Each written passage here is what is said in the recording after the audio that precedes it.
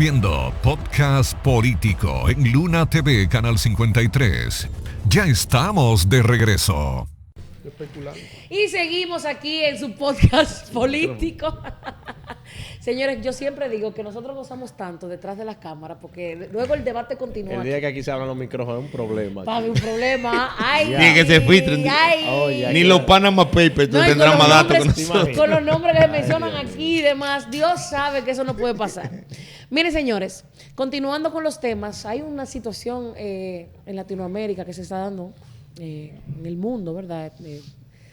En Ecuador, que es penosa. Unas bandas de delincuentes se han apoderado de la tranquilidad de Ecuador.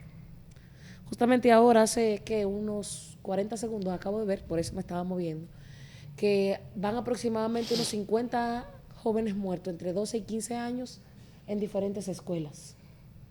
O sea, esas bandas han penetrado a bancos, a canales de televisión, a escuelas, a colegios privados, a clínicas, a hospitales, a todas partes. Han desestabilizado completamente el país ecuatoriano el día de hoy.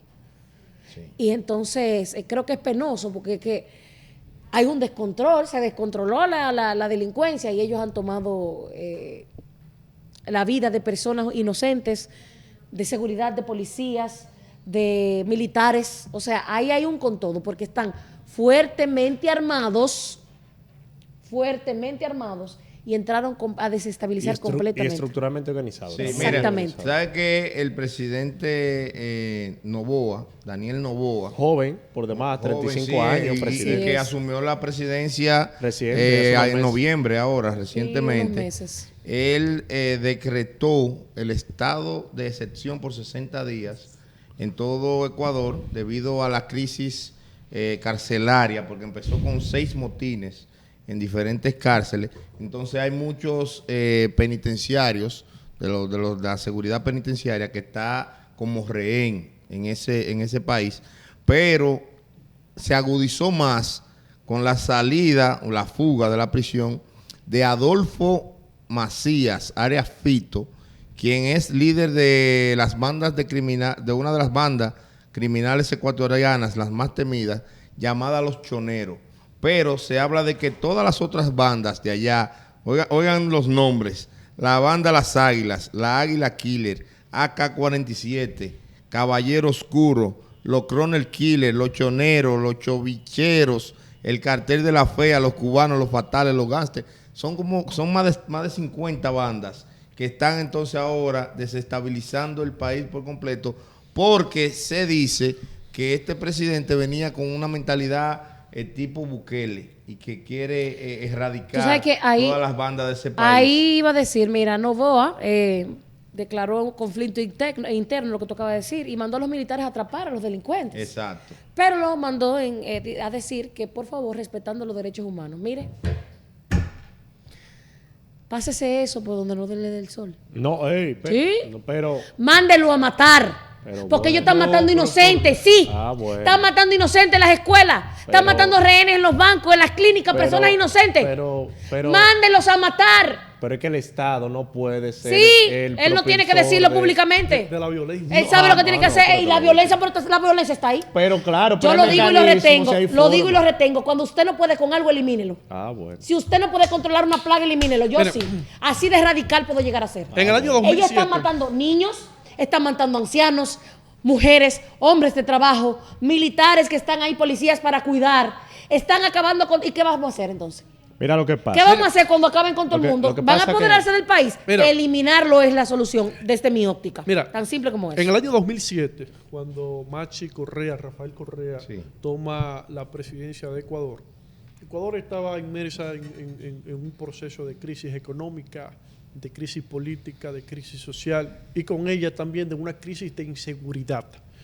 Y empezó a implementar una serie de políticas que fueron reduciendo los niveles de pobreza, elevando los niveles educativos, elevando los niveles de desarrollo humano en Ecuador, y con eso trajo una reducción de los niveles de inseguridad. Tanto así que en el año 2017, cuando Rafael Correa sale del poder, Ecuador era el quinto país más seguro de toda América Latina.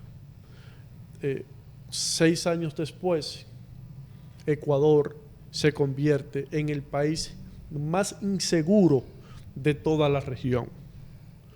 Y nos preguntamos, ¿cuáles fueron las causas? ¿Qué llevó a que Ecuador, luego de tener un ascenso y una reducción de los niveles de inseguridad, volviera a los lugares donde estaba antes del año 2007?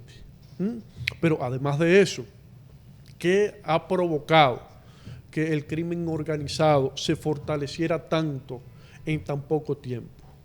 O sea, son preguntas que que deben responder los 2 últimos presidentes que han pasado por el Ecuador. En el día de hoy, hace 50 acuerdos, Randy. Hace 50 minutos, Rafael Correa habló acerca del tema y dijo, presidente Daniel Noboa, tenga todo nuestro total e irrestricto respaldo. Por favor, no ceda. Nuestras discrepancias políticas las discutiremos al día siguiente de la victoria. Sí, pero yo creo Randy, una posición... déjame agregarte algo, para culminar. Recuérdate que Correa hizo acuerdo con todos esos narcoterroristas. Es una opinión tuya. Mira, no, porque ha sido cuestionado Correa. No, mira. Hacía acuerdo con ellos, miren, lo voy a dejar tranquilo, trabajen, no me molesten, yo quiero estabilidad, quiero paz y quiero tranquilo. Eso debió reflejarse en los niveles de inseguridad. Eso debió reflejarse en los niveles de inseguridad. Pero que esos acuerdos se hacen, cómo el crimen organizado incrementa y los niveles de inseguridad se reducen. O sea, eso es contradictorio. Lo que pasa, Randy, que yo creo que ahí tenemos que analizar 2 elementos fundamentales. Primero, la desestabilización económica que ha vivido América del Sur desde Argentina, Perú, Guatemala, El Salvador ahora con Bukele, pero El Salvador naturalmente antes de Bukele también, Colombia, ¿verdad? Y cómo entonces eso arrastra, porque son países fronterizos todos, y Venezuela, entonces tú conjugas Ecuador, que hace frontera con Colombia y Venezuela, cómo todo eso va arrastrando.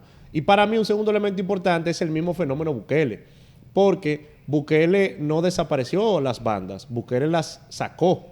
Al sacarlas, esos grupos organizados lo que hace es que salían con otros grupos de la región y se instauran entonces en otros territorios. Caso entonces Colombia y caso de Ecuador en las fronteras, especialmente en las Amazonas que comparten entre Ecuador y Colombia y Venezuela, pues son territorios idóneos para que esos grupos entonces de bandas de narcoterrorismo puedan entonces migrar hacia esos sectores y naturalmente vandalizar, y son grupos casi paramilitares, son grupos con entrenamiento militar, son grupos con unas estructuras muy organizadas, son grupos cuasi, si se quiere, terroristas de Oriente Medio. Y recuerden que han habido incluso avistamientos, ¿no?, de personas o personajes de Medio Oriente, altos influyentes de grupos terroristas en Medio Oriente, en Sudamérica. Vamos a recordar el caso de las visas, que aquí se ha tapado mucho, ¿no?, de Valencia, como a unos jeques árabes se le otorgaron unos documentos falsos. ¿Y a dónde iban? A Sudamérica. Entonces, hay que analizar ese fenómeno también. Sí, pero hay que ver si ellos se organizaron para ser terroristas. Mira, no, yo hablo por este tema de Ecuador, porque ya cuando un grupo se organiza, mira, para atacar escuelas, atacar bancos, atacar cuarteles, favor, ya ahí hablamos de un grupo organizado, hablamos de grupos ya incluso... con ideologías. Pudiera incluso, tendría yo que ver los videos y escuchar sus demandas y cómo operan, pero incluso grupos ya con conceptos ideológicos claros respecto a lo que andan pidiendo. Ya cuando un grupo se atreve a amenazar al presidente de manera directa y decirle, mire, tú pare esto, aquí va a haber problemas. Sí. O sea, hay elementos ahí. Yo esta mañana pasé unos videos cuando apresaron los penitenciarios. Estaban un grupo ya encapuchados y fuertemente armados dentro de una de las cárceles. Y ya ellos tenían una preparación, ya tenían armas. Y que aquí no se quiere hablar, pero en Sudamérica hay territorios donde el Estado no lo controla. Hay territorios en Sudamérica que el Estado no controla. Ahí en Ecuador, en Colombia, en Venezuela, en Bolivia, hay territorios, grandes territorios, que son dominados por los grupos paramilitares y los grupos armados. Eso no es de que el policía pasó. No. El monopolio de la violencia en esos territorios, el Estado en muchos de ellos lo ha perdido. Y es un mal que Latinoamérica ha heredado y que no ha podido resolver. La delincuencia común, la delincuencia vandálica y la narcodelincuencia que surgió en Sudamérica con la siembra de coca. Y entonces el crecimiento exponencial en Estados Unidos y en Europa del consumo de esas sustancias incrementa entonces el beneficio que le produce a ellos. Ellos prefieren enfrentar el Estado. Sí, pero ahí es que entra lo que yo le comenté a Randy hace un rato, que para esos grupos siempre han estado. Pero para garantizar la gobernabilidad, en los años que estuvo el presidente que Randy mencionó, tuvo que venir algunos acuerdos. Porque tú debes estar estable de la forma como se vivió, como dice Randy, que llegó una armonía, una paz, una tranquilidad, un sosiego. Estando esos grupos ahí. Randy habla relativamente, entonces, porque no es que hay paz ni que estamos en un paraíso, sino que baja los niveles. Por ejemplo, miren, hoy, yo lo voy a dejar tranquilo, no lo molesto. Miren que si vamos a vendan eso, su vaina, hagan su negocio. Si vamos a eso, de Bukele se dice lo mismo, que Bukele también ha tenido acuerdos con la Mara para poder llegar, y otros grupos contrarios a las Mara. Porque, ¿qué pasa? Y vamos a ser honestos. Hay un libro que se llama La economía de la droga y hay otros autores ya que han hablado respecto a la economía que mueve el bajo mundo. Y, por ejemplo, dato interesante. En Bolivia, casi el 80% de la economía bolivariana depende del tema de la cocaína, del tema de la marihuana y de cómo ellos, el sembradío de coca, entonces para exportación, cómo sustenta la economía. Entonces, esos países y el Estado como tal, el Estado moderno actual, oigan esto, no tiene problema con la droga. Suena duro, quizás a muchos no les gusta escucharlo. El Estado no le tiene problema con la droga. El Estado no tiene problema con estos crímenes y delitos, ¿no? Blandos, como le pudiéramos llamar. El Estado tiene problema con la delincuencia cuando pasa a los niveles de inseguridad y de niveles de desasosiego respecto a la intervención a la ciudadanía. Por ejemplo, que usted venda droga en una esquina, al Estado eso no le afecta, créame que no, le genera una economía. Ahora, cuando ese delincuente coge un arma de fuego, sale a atracar, mata a una gente y arma un desorden en el barrio y genera inseguridad y el comerciante entonces tiene que poner cámara y fulano tiene que pagar seguridad y eso eleva los costos, eso es lo que le genera problema al Estado. Ahí es que el Estado interviene.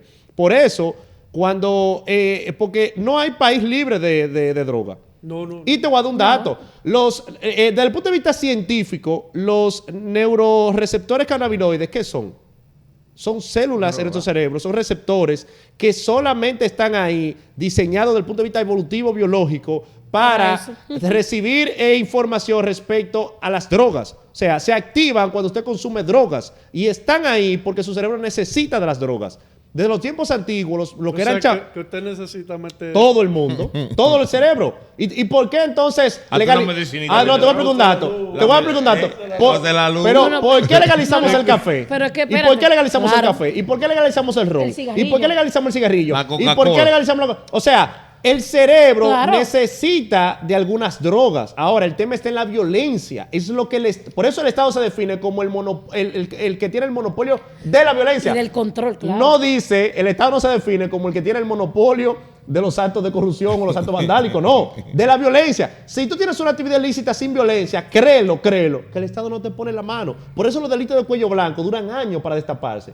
Y tiene que venir una gente que le afecte, que diga, espérate, que hay un problema, como las estafas piramidales, como las estafas inmobiliarias, como los actos de corrupción. ¿Por qué? Porque no hay violencia. Al no haber violencia, tú duras años operando, años haciendo todo bien y genera una economía. Ahora, que el día que tú estafaste a uno y le dio para ti, entonces se va y te somete y te da el lío. Ahora, desde el punto de vista evolutivo, muy probablemente el ser humano haya desarrollado esa parte del cerebro para recibir las drogas por el estrés que el ser humano está sometido permanentemente, claro.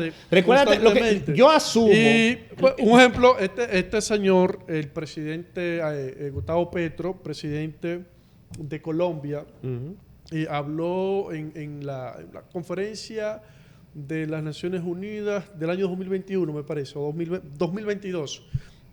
Habló acerca del tema de las drogas y que la solución al problema de las drogas no es la persecución constante a través de la violencia, sino lograr construir un sistema político y económico que no sea tan estresante, donde la gente no tenga un estrés constante. ¿Por qué tú no usas la palabra legalización?